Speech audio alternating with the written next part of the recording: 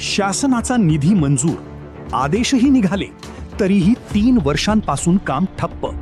आता संतप्त बौद्ध समाजाचा थेट इशारा. बुद्ध पौर्णिमेला सामूहिक आत्मदहन. हेडलाईन: बुद्ध विहाराचे काम रखडले, बौद्ध समाजाचा आत्मदहनाचा इशारा.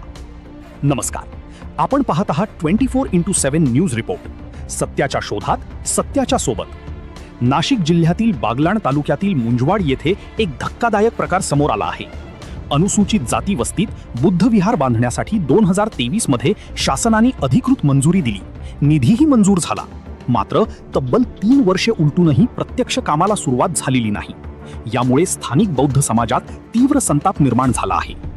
आंदोलकांच्या आरोपानुसार पंचायत समितीचे काही अधिकारी आणि संबंधित कंत्राटदार यांच्या संगनमतामुळेच हे काम जाणीवपूर्वक अडवले जात आहे.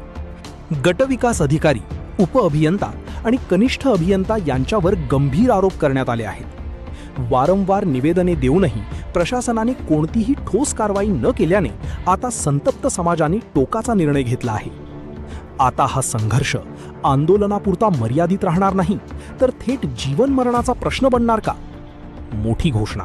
बौद्ध समाजाने जाहीर केले आहे की 1 मे 2026 बुद्ध पौर्णिमेच्या दिवशी सकाळी 10 वाजता सटाणा तहसील कार्यालयासमोरील सम्राट अशोक स्तंभाजवळ सामूहिक आत्मदहन आंदोलन करण्यात येणार आहे. या आंदोलनात अनेक स्थानिक नेते आणि ग्रामस्थ सहभागी होणार असल्याचे सांगण्यात आले आहे. प्रवक्ते अमोल बच्छाव यांनी स्पष्ट इशारा दिला आहे की शासनाचा निधी असूनही काम रोखणे हा अन्याय आहे. आता आत्मदहनाशिवाय पर्याय नाही आणि त्याची जबाबदारी प्रशासनावर असेल. आता या गंभीर परिस्थितीत प्रशासन काय भूमिका घेणार? वेळीच तोडगा निघणार की एखादी मोठी दुर्घटना घडणार? याकडे संपूर्ण तालुक्याचे लक्ष लागले आहे. अशाच ताज्या आणि सत्य बातम्यांसाठी 24x7 न्यूज रिपोर्टला सबस्क्राईब करा, व्हिडिओ लाईक आणि शेअर करा. 24x7 न्यूज रिपोर्टसाठी मुख्य संपादक उमेश मोरेसह प्रतिनिधी देवेंद्र पवार, सटाणा. सत्याच्या शोधात, सत्याच्या सोबत.